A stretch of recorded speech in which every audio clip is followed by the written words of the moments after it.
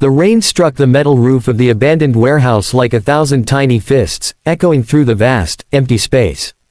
Amelia shivered, her hands trembling as she clutched her swollen belly. The coldness of the steel cage surrounding her seeped into her bones, and the flickering fluorescent light above made everything feel even more surreal, like a nightmare she couldn't wake from.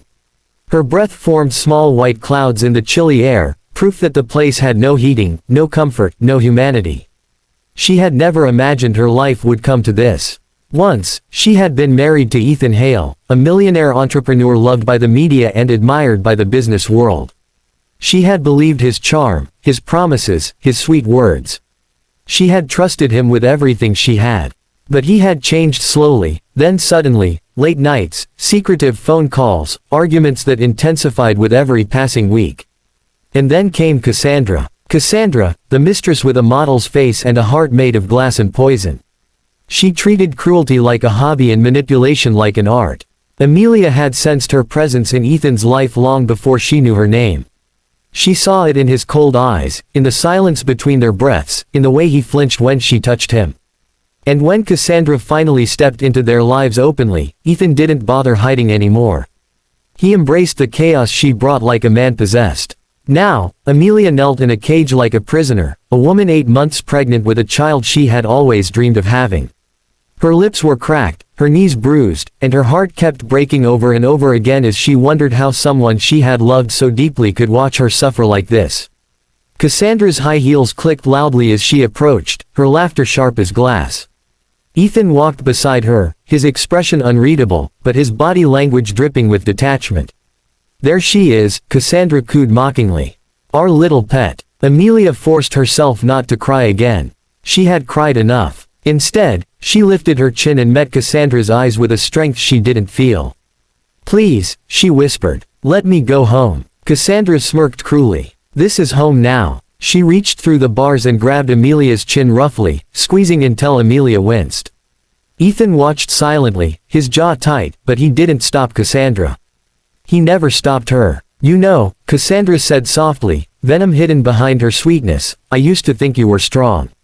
But look at you. Weak, pathetic, and pregnant with a baby Ethan never wanted." Amelia's heart cracked again. She knew Ethan had doubts, but hearing it said aloud felt like a blade against her soul. Cassandra stood and brushed off her dress.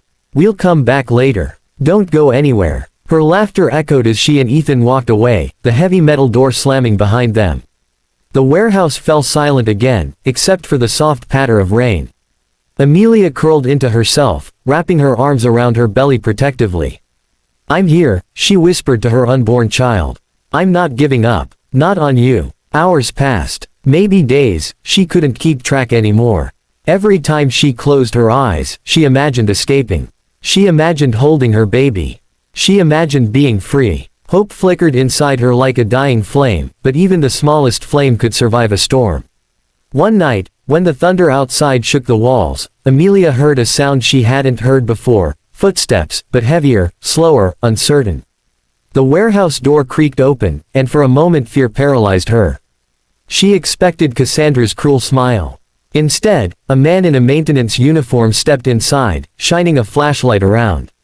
His eyes widened when he saw her. What happened to you?" he asked, rushing toward the cage.